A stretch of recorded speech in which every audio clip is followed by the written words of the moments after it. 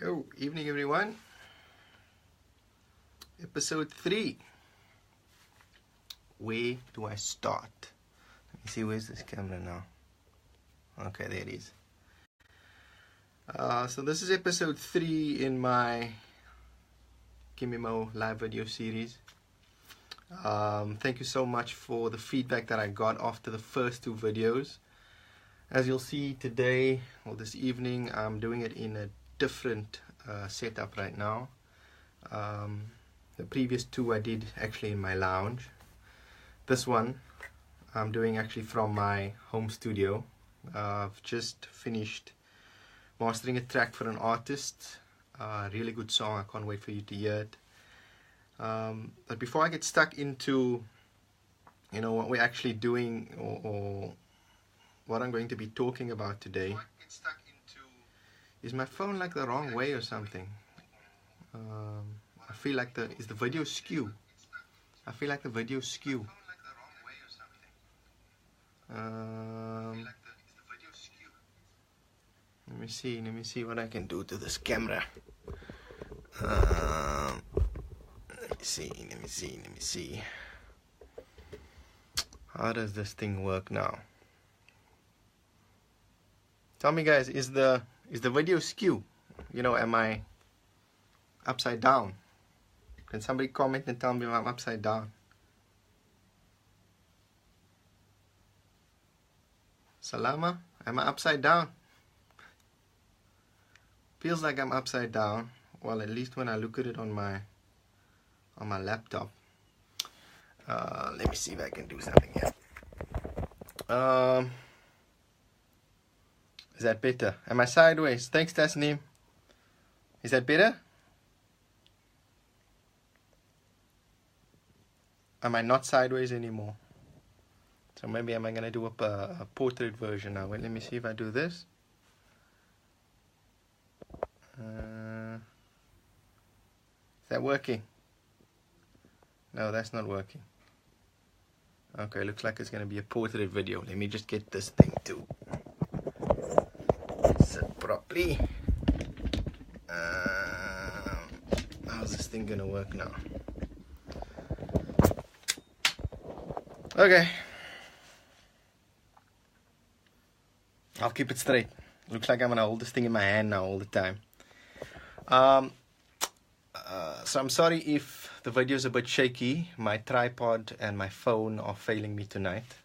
But yeah, so before I get stuck into what I've been doing or the topic of today's video, I just wanted to let you guys know about what I've done this week, some work that I've been working on. So unfortunately I can't name any of the artists. I don't like to do that because I feel like I'd be hyping up something for them that they should be doing. Thanks, Irfan. I didn't know about that. New to this live video thing, so I'm just going to wing it this way. I recorded final lead vocals for a really cool and inspirational pop track that I'm doing, that I'll hopefully be hitting the radio really soon. And then actually last night I recorded additional vocals for that track, sort of a last minute thing that we decided to do with a couple of people. And I actually did that on site at the artist's house. So I've got a very small home recording studio, but I needed a place where there was like this ambience and this big place where I could it could feel like you were like in this cathedral and there were a lot of people in it. So when the track eventually releases and you hear it, I just want to let you know I did it with one mic. No external preamp, straight into my travel audio interface, and it sounds really, really, really good. My arm is gonna get tired like this, but I'll just do it. What's up, Ryan? Yeah, so it's been a really cool week. I'm mixing the EP of Jason Jooster. Everybody might know him as Juice. Really cool EP, recorded and produced by Ibrahim Inglis. really a fantastic EP. It's an R&B EP, so not pop. So, you know, really it sounds like a 90s R&B EP. I can't wait for you to hear that. Really awesome stuff. And then actually Ryan Latigan, he's, you know, go add him on Facebook. Really cool artist. Again, he's going for old school. I can't wait till we get stuck into his track. We've sort of got the foundation or the skeleton of the track, but we just need to add some new things to sort of get that track going. Then, what else have I done this week? Let's see, there's that. Jodie Lee Erasmus. She's got a track that she's doing with me. That one's also really cool. I can't say too much about it except who that artist is. And then, yeah, I've got one of my own singles that I'll finally be releasing. I've got the track is done. I just need to record my final vocals and then get it to all of you. Now, let's get stuck into the topic of today's video, which is, and it's sort of, I've clustered most of the questions that I've got over the last week leading up to this video to, you know, the questions were basically about how do I start, where do I start, how do I find a producer, how do I contact a producer, you know, how do I know that he or she is right for my music, or pardon, and that was about 90% of the questions that I got. So that's what I want to address in today's live video. And I want to end it off with, you know, what style of music do I do? How do I know when to release it? How do I know that it's going to work? What if people don't like it? It may sound as though it's irrelevant or silly questions, but it's actually not. It's a question that a lot of people ask, but I don't think a lot of people get enough guidance. I don't want to say people get answers, because there isn't, you know, there's no correct answer, but rather just guidance for you to decide what is best for you as an artist. So where do you start? Is a really good guy on Facebook. I haven't actually met him in person yet. His name is Clinton Timothy Eastland. I hope he's watching. He's tagged in the video, and he's a songwriter. And he was asking, you know, how does he get out there? He's got all of these songs, and he's got some really good stuff, and he really diversifies, you know, right from pop to rock to some alternative stuff, some R&B. But in terms of what we all do, and myself, I'm guilty of it as well, sometimes we all just tend to sit in this box. And, you know, we feel as though we've got so much talent and so much to offer the music industry, so much to offer people, stories we want to tell, emotions we want to sort of invoke in people when they hear our music, but we are all afraid to just let go of that music. You know, we tend to just keep it on our hard drives one side, and my mom comes, my friend comes to listen, my girlfriend pops over, my wife is here, my kids, and we play it for them, and they say, oh wow, that's so nice. And part of the reason why a lot of people tend to keep their music to themselves is because they're afraid of failure.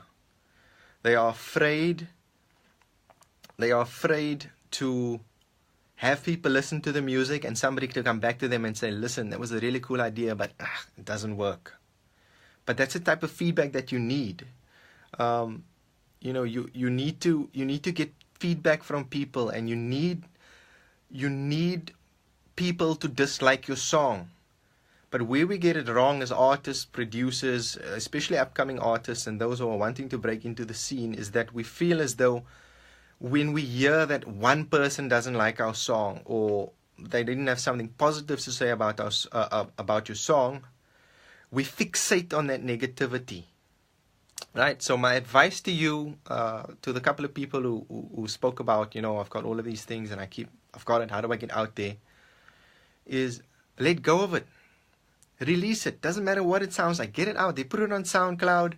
Release it to radio. Do whatever you have to do. I mean, it's so easy to get things out there now with social media.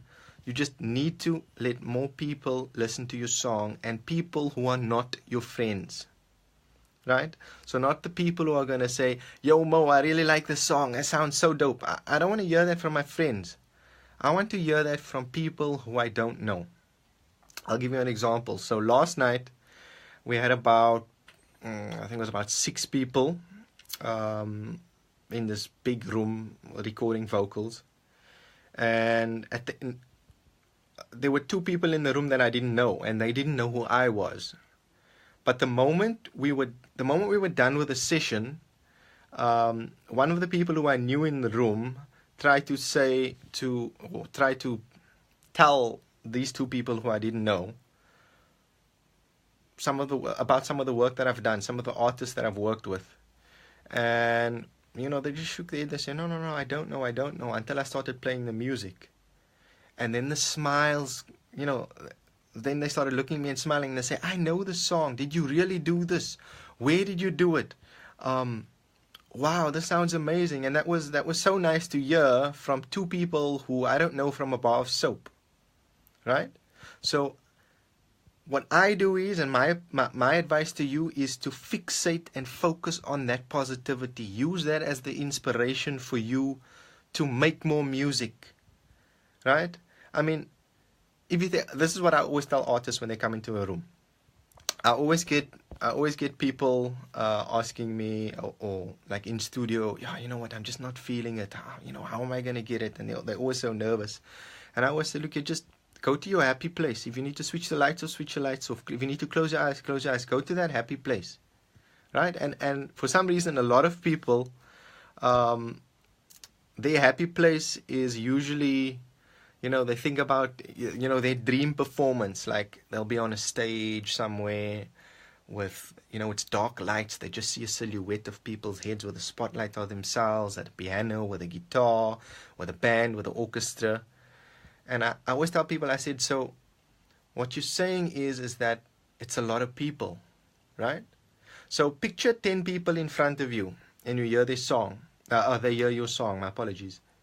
If 10 people hear your song and 6 people don't like it, you feel like a failure. But just imagine there were 1,000 people listening to your song. You wouldn't hear the 200 people who don't like your song, or you hear the 800 people. So focus on the positive things. Then, so that addresses that, or that's my advice to the aspiring artist, producer, musician. So just get yourself out there. Get people to hear your music. Nobody is going to care, and I actually forgot to mention this.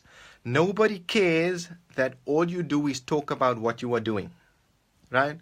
So I see it a lot. I must admit I was guilty of this at one stage, where all people do is talk to you or post about how they're busy doing this and it's the next hit and this is the next #1 and it's a smash banger and definitely a #1 and this one is going to chart and this one is designed for this radio station, and then 6 months later there's nothing. It's just post after post after post about things that we never see. And that's bullshit, right? People are not going to care when you eventually release something, because they're so sick of you talking about what you're going to do and posting about what you're going to do, and they never see it. So my advice to you is, when you have something to post about, or when you have an actual final product, that's when you start posting it. Then start hyping your track. Then have a plan on how you're going to release your song. If it's an online release, perfect, right? Set it up so that you get people hyped up just enough, not too long, and let them hear your song. Now, I've just forgot what the second question was. Oh, the second question, sorry. Now, the second question that I received, that was actually pretty common with throughout some of the direct messages that I received, was, "Hi Mo, thank you so much for what you're doing, and it's my pleasure, guys. I'm here to share the knowledge. how do I find the producers? How do I know it's the right one? And whenever people ask me that and I respond to them, I say, so name drop some producers that you know of. And they'll start giving me some names. And I'll say, so have you contacted any of these people? And the answer is always, no. I'm too afraid. What if they don't want to work with me? There's a lot of what ifs. But there's no, I'm going to do this. And if it works, fantastic. If it doesn't work, cool. I've learned something. Right? I'm saying too much. My apologies. A friend of mine, Ricardo, he really good guy. He came and recorded a song for me. He recorded a song with me. And what he said is that, Mo, there are so many people who know you, so many people who know what you do, and they really want to work with you. And then, you know what, I said, thank you very much for the feedback. I really appreciate the feedback. But sometimes you never hear from these people. You never hear of these people. They never contact you. And when I asked Ricardo, so have you asked these people why they haven't contacted me? I mean, I'd like to think I'm a nice guy. Even if we never get to work together, we can just, we can hang out. We can have a jam session, whatever it is. And they say, Mo, people are afraid. People are afraid to take the leap. Now notice, for the questions that I've attempted to answer, and yes, this was my opinion based on my experience. I've been doing this for professionally for more than a decade. Is that it always sits with you, whether you are a producer, whether you're an artist, whether you're a musician. The answer always sits with you. I hate hearing excuses like, wait, let me swap arms here. Mo, I really want to do this. And then I'd say, so go do it. Yeah, I was thinking of it, but, I'm not too sure what this guy or what this chick is going to think about me. And what if they don't like it? There's a lot of self-doubt, which I feel we need to take out of our systems and get rid of. Because self-doubt will end you. It will seriously end you. But then on the flip side, what these artists do is, Tasneem, I've got a selfie stick, but I'm too lazy to take the head off the tripod and then hook it up to the selfie stick. Or maybe I should try that. Give me 1 second, guys. Give me 1 second. Let me see if I can multitask. So, yeah, the self-doubt thing, it'll kill you, man. It will seriously kill you. So if you can take that self-doubt out of your system, believe in yourself. If you don't believe in yourself, why should everybody else? You know what I mean? An artist that I worked with had a really cool meeting with his manager, and what she asked him a couple of questions, and I actually touched on some of those questions in episode 1 of the series. And one of the questions I was asked by this artist was, Mo, so you're a music producer, awesome, right? What do you do if you're at a show and they are fans of the music that you've done? And my selfie stick is ready for me, so I'm gonna try and put this on here. Let's see if this is gonna work. Whoa, I flipped the camera. Is this gonna work for me? That actually works. Thanks, Tasneem. Where was I? Yeah, so they say, Mo, so let's pretend you're at my show and people are saying, and fans come up to you and they say, you know what? I really like the song that you did for this artist. We love it. We jam to it. What's your usual response? And I must admit, I was very honest. I said, you know what? My response is usually, yeah, no, it's cool, thank you, man. And he told me, Moeneeb, if that's your response, somebody just came to you and told you that they love something that you created, that you've done with an artist. If that's the response that you give them, why should they believe in you? Why should they support what you do? Right? And actually, one of my biggest inspirations, really good friend of mine, just joined this live video as well. He's mixed and mastered some of the best tracks and literally chart-topping tracks in the country. Neil T. So if you don't have him as a friend, add him right now. Really great guy based in Joburg. Contact him. World class mix and master engineer.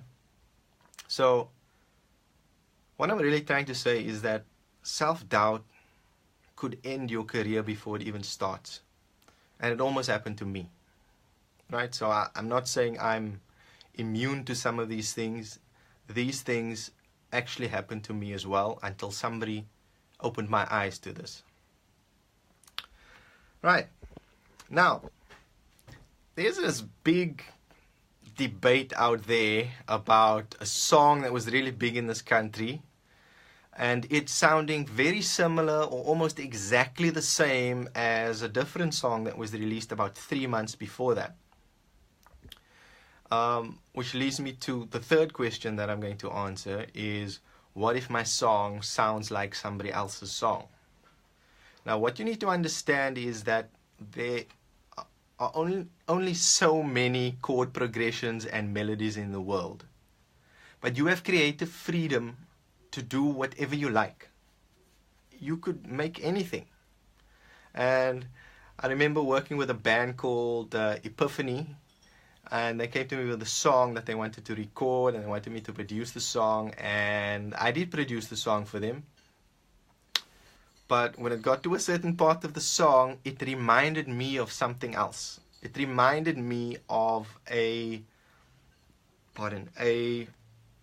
internationally released song, which wasn't a bad thing, right? I actually just let them know that it reminded me of the song, not because it sounded exactly the same. There was just something of the song that reminded me of this internationally released song. And I said, you know what? Keep it.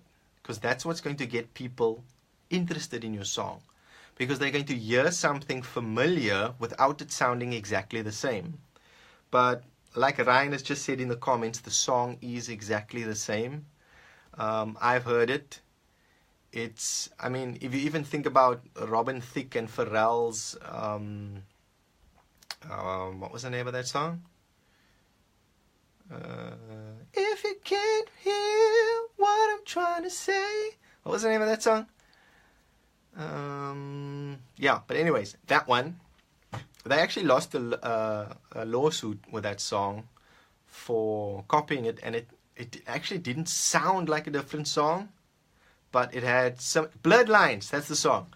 But it sounded, the content was very similar to something. And, I didn't want to read too much into it, but it was something along the lines of this song was inspired by another song, and it's sort of like a rewrite. And they actually lost the case. So we actually need to be very careful when we are writing songs.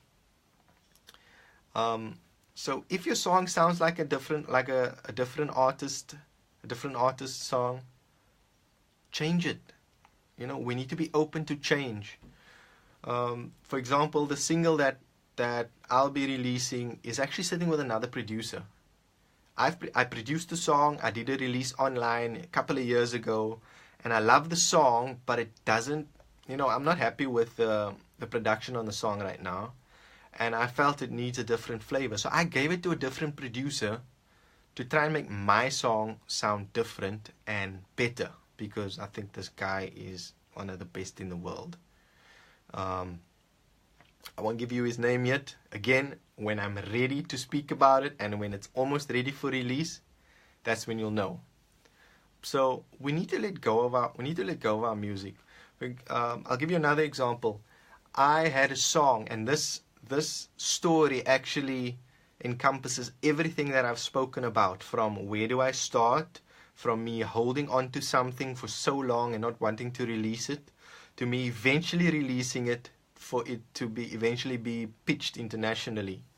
So I got invited, oh wait, let me take a step back. 2013 was a year of excuses for me in terms of music. What I did was, no matter how hard I tried, I made myself believe that I was, I had writer's block. So I would come into my studio, I would sit down, I would open up a session, pull up a piano. I'd sit here for less than 5 minutes, and I'd get frustrated with myself, and I'd leave. Now, that was all in my head, right? That was all in my head.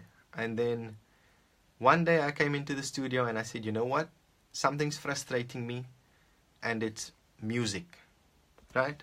It's, hey, what's going on my laptop? It's music. And why is it frustrating me? I didn't even know. I didn't have an answer. But let me play you the track.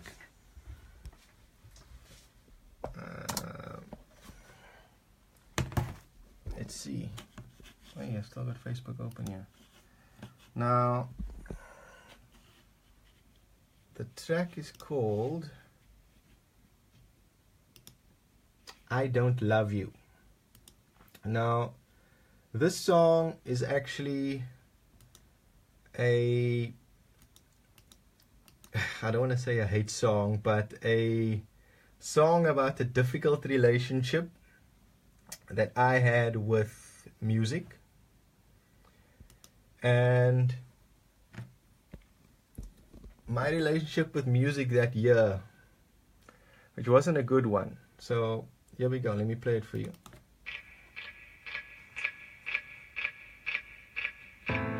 Sick and tired of patiently waiting, running around in circles in a game I Can everyone hear the song? Try and adjust the selfie stick. I can handle all of your lies, standing face to face and I can see it in your eyes. I can't believe that you're still so naive, and this love has got me going out of my mind. After all this time I feel like I just need to say that you and I will just keep moving all the wrong ways. I feel the need to close the curtain on this love race. You may not like it, but I need some of my own space. I don't want you to tell me, I don't want you to show me. Why would I do whatever you do? Baby, I don't know.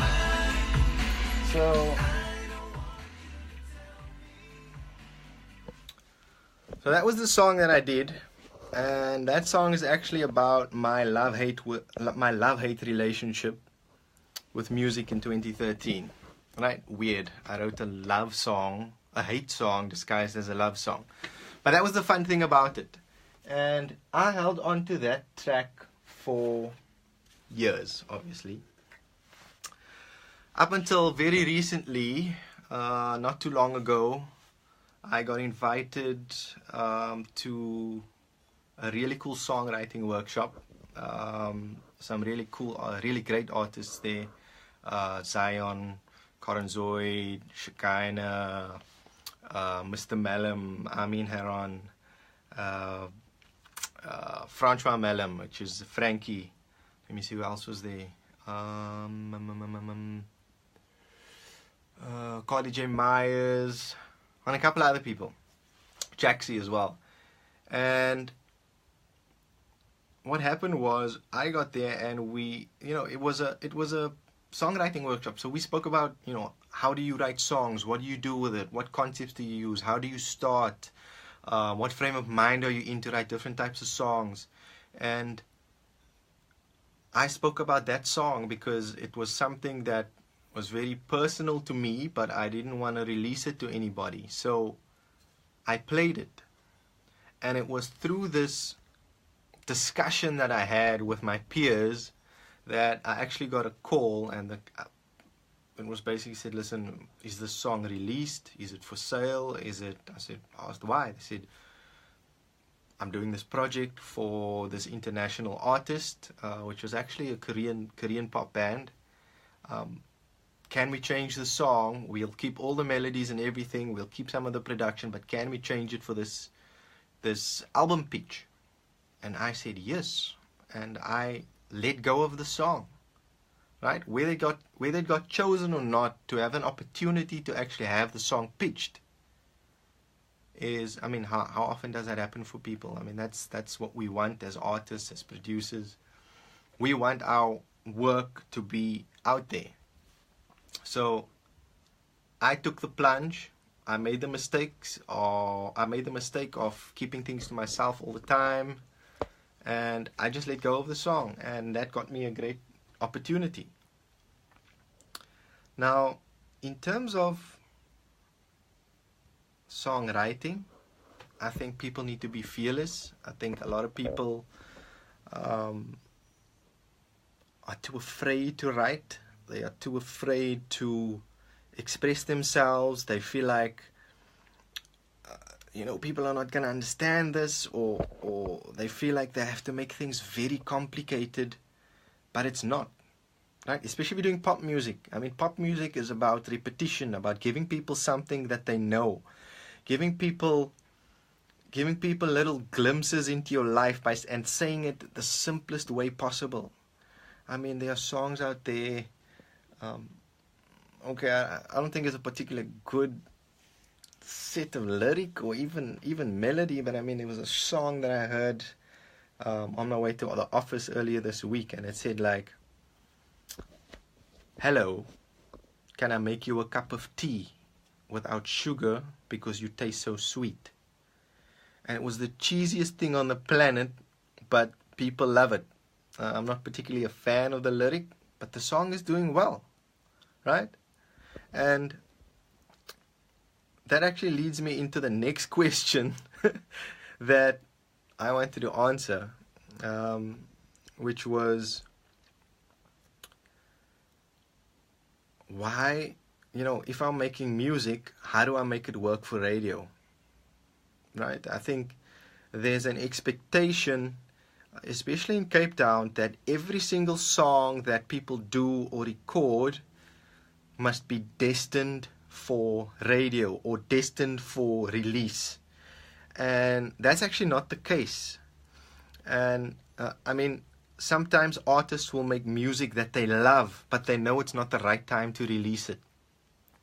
So my suggestion to you is, forget about radio, right? You will make that single. Just focus on making music. Record as much music as you can, whether it's professionally or at home. Just hone your craft. Make music. Make more music. Make good music. Make bad music. Make music that you laugh about 2 days later and you go, what was I thinking? Huh? This lyric is ridiculous. This melody is ridiculous. What was I thinking when I did this? Right? But even when you reach that point, finish the song. Record the song. Follow through. Really just sharpen your skills. Instead of being good at what you do, why not aim to be great at what you do? Why not be the greatest at what you do? Right? So, hone your craft, make music. And sometimes it may not be the music that you love or even the music that you want to release, the style of music that you want to release. You will learn what the market is after. And you'll see, you'll start doing what the market wants, but you'll be giving little glimpses of yourself. And you'll see, as you evolve as an artist and the more music you make, people will actually start latching on to that thing that you do, that little uniqueness that you have to offer the world. I mean, I'll give you an example. I made a song that was actually the second single of an artist's, I'm very humbled to say, and very happy to say, award-winning album. It won Best R&B Album a couple of years ago at the Metro FM Awards. And, the the label came to me and they said, Mo, we want you to do a song or two for the album. So we didn't even speak about singles. And my question was, what is the brief? What is the style? And they gave me a couple of artists as references, and I started making a song. What I then did was I gave the label exactly what they were looking for, but not a final track. So not a final backtrack, just sort of a little skeleton track. So call it a kick, snare, a hat, a piano, and a guitar, and a little bit of bass in the chorus. And I said, go write the song. When you're done writing the song, come and record the vocals, and I'll finish the production. So what I did was I gave them exactly what they wanted, but then I heard something in the artist that I really wanted to not exploit but show off, right? And then obviously I threw in a little bit of GimmeMoe, just sort of stamp it, give it my stamp of approval. And it actually ended up being the second single on the album. I ended up working on about another 4 tracks. I produced another song on the album and co-produced another 3. And the moment, I think that song, when it was submitted to radio, so if the meeting was at 2 o'clock, I got a call at 10 past 2 to say, Mo, it's going to play at 2:30 today. They liked it, right? So you need to evolve as an artist. And some of the stories that I tell people is I use Pink. Everybody knows Pink. Everybody loves Pink. Everybody loves the songs. Everybody loves this rock, this really big, great voice. But everybody seems to forget that when she started out, she released as an R&B artist. And people don't realize why she released as an R&B artist.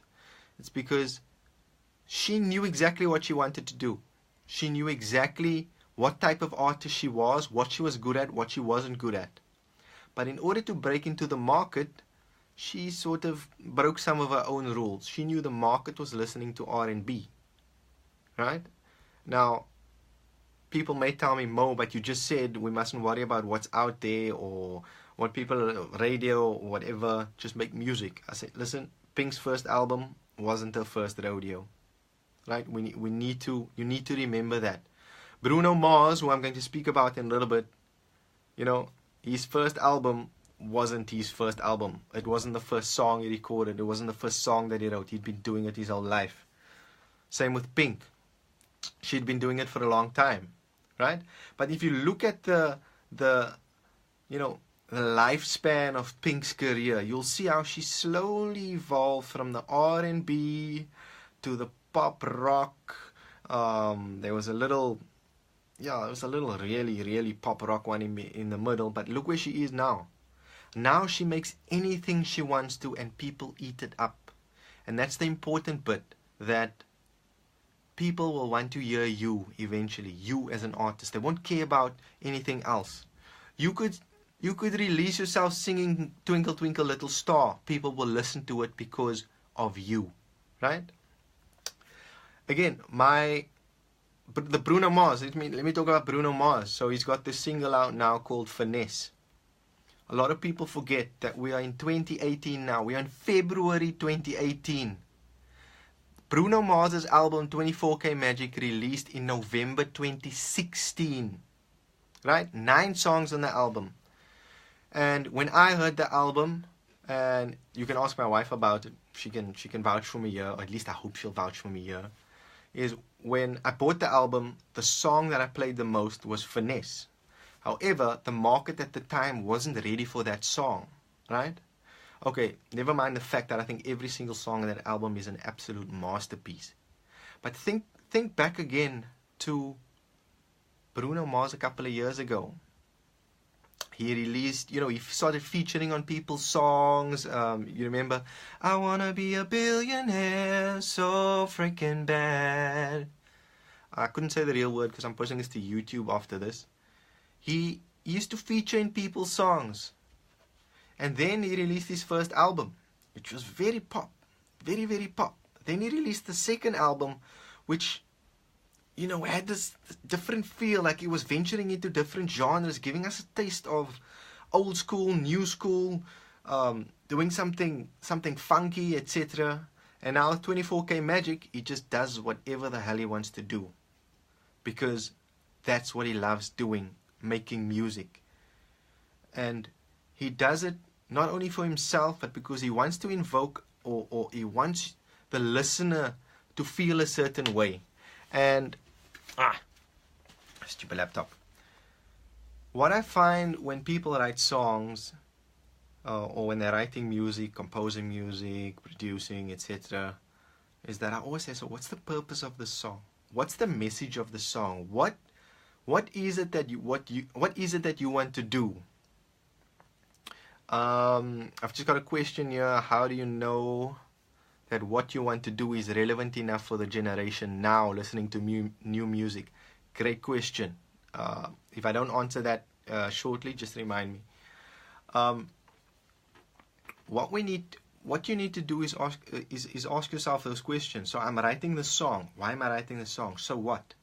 I'll tell you what I do when I write a song. And believe it or not, most of the time that I want to write songs, it happens after I've watched the movie. So I'll see this movie, the missus wants to watch these love stuff. And, you see this couple and there's music playing, and it brings out a certain emotion in the viewer and the listener. And I then think about, what would be a cool story? What can I say that could bring out that same emotion in other people, that tells people a story, that takes them on this emotional roller coaster, or this emotional journey? Or is it a song that I want people to listen to, and I want them to get so lost into the song that they just stare into nowhere, almost as if they're daydreaming? Right? Make your song relevant, make it powerful, make it something that people will remember, even if it's not something that will necessarily play on radio or work on radio. Yes, I produce music that plays on the radio, and a lot of stuff that I do does play on the radio, but a lot of times that's not my focus. My focus is getting the artist's vision to come through the speakers. Right? Love stuff, Ryan. It's love stuff. Right? Yeah, romance. What's it? Rom-coms. I do rom-coms. But let me answer your question. So the question that I've got as one of the comments here is, how do you know that what you want to do is relevant enough for the generation now listening to new music? I think it's a fantastic question. And the answer that I have to that is, you need to do your own research. It's like market research. Now I'm going to oversimplify this and say, listen to music, listen to music, listen to music. However, you need it's a little bit deeper than that, right? And there is or a little bit more complicated than that. I'll give you an example. If I were to make a song that fits in to a playlist that has Bruno Mars's Finesse, I'm going to make that song now. It's only going to play now until that song, that Bruno Mars song, is no longer relevant. My song will then become irrelevant as well. Where am I going to with this one? Bruno Mars recorded that song probably sometime at the beginning of 2016, the end of 2015. That's 3 years ago. He released it on an album in November 2016, and it's only playing from January 2018, right? Which means if I make a song that sounds like Finesse, I'm already making something that's irrelevant. So how do I try and counter that? How do I try and make something that people will like? The first piece of advice that I always give artists is, make something that you love. Take everything else out of the equation. If you are sincere in the way you write your music, the way you deliver your music, the performance that you give, the way you put the song together, the way it's mixed, the way, the emotion that people hear, it doesn't matter. It really doesn't matter. Secondly, when you are doing your research, listening to music all the time, there's usually a trend. So you will hear as songs are playing, you might hear, hey, but the songs that are playing now, actually, in between there's some 70s songs or early 90s songs, late 80s songs, early 2000 songs that are, these songs sound similar to that.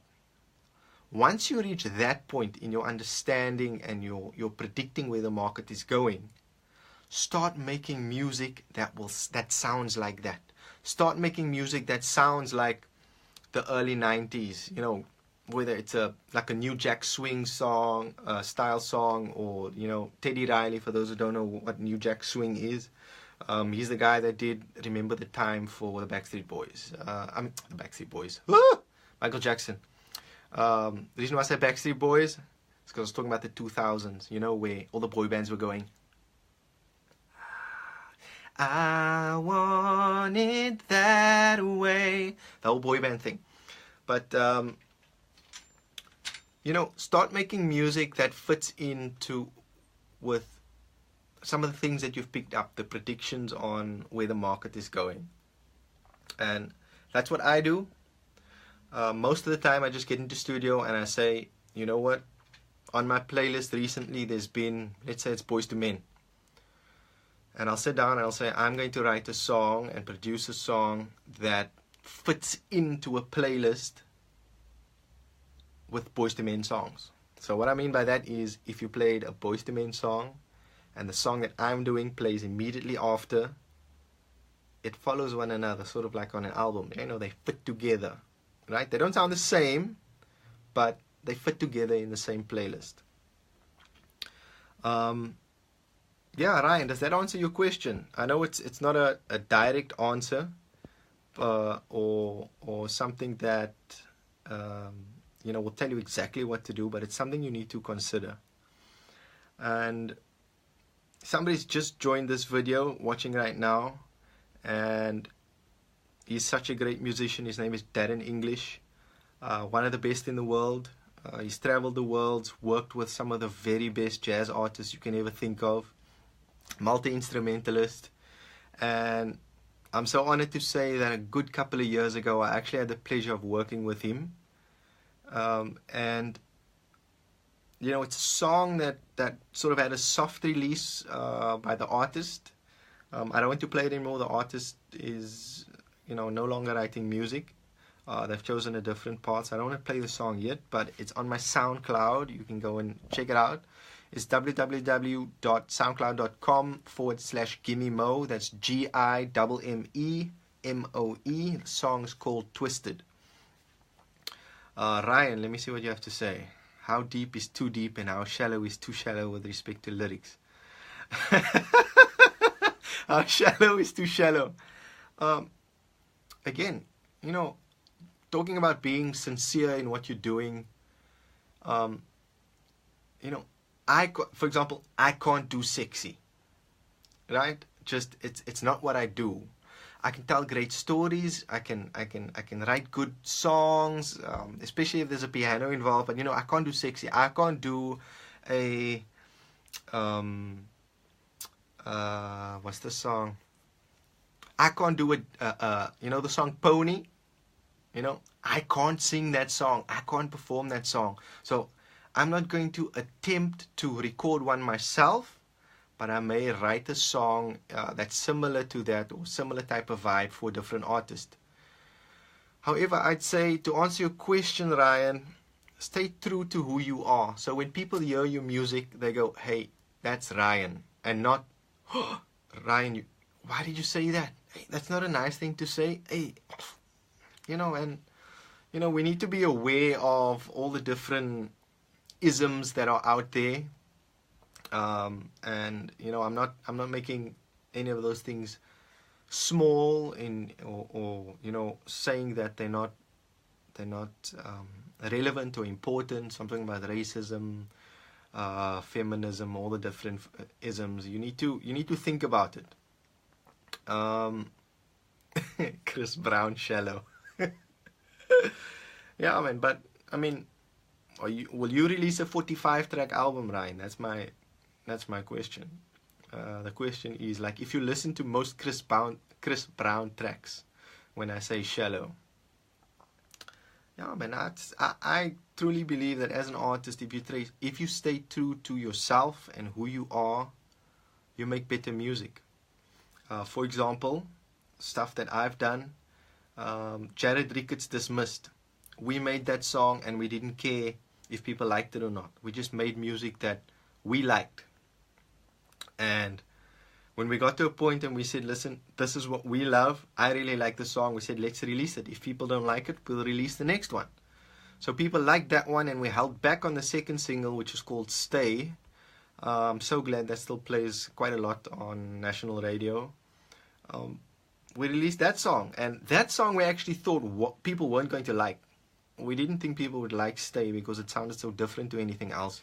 And we were going for this old school vibe on both Dismissed and Stay. But people love it. And, sometimes it's luck of the draw. So to sort of come to the end of this video and talk about how do I start, how do I release my music, how do I know I'm releasing the right music, how do I get into the right frame of mind. So let's recap before I address one more issue. Focus on making music. Focus on making as much music as you can. Whether it's good or bad, whether you like it or not, whatever you start, finish it, right? So sharpen the knife, sharpen your skills. Just keep making music. Secondly, when you make that music, release it to the world. It doesn't need to be radio. It can be an online release. It doesn't need to be for sale. I've just got another question that pops up now. How do I choose the right producer? Excellent question, Tasneem. I'll answer that now. And then number 3, make music that you love. Be sincere. Be sincere in what you do. Be honest with yourself. Am I good at this? No. I mean, I'm honest with myself when I say that I know that some of the music that I want, that I'd love to release, I enjoy singing them, I enjoy performing them, but it's not something that I'm very good at. There is a different style of music that I'm great at. Right? And only I could answer those questions. Now, Tasneem, how do you choose the right producer? Go and meet them. Go and meet them.